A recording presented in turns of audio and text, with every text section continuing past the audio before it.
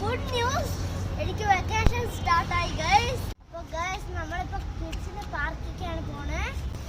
Come on let's go. വീഡിയോയിലേക്ക് പോകുന്നതിന് മുമ്പ് ലൈക്ക്, സബ്സ്ക്രൈബ്, കമന്റ് ചെയ്യുക. ഇതാണ് നമ്മളുടെ പാർക്ക്. അപ്പോൾ നമ്മൾ കളിക്കാൻ പോവാണ് ഗൈസ്.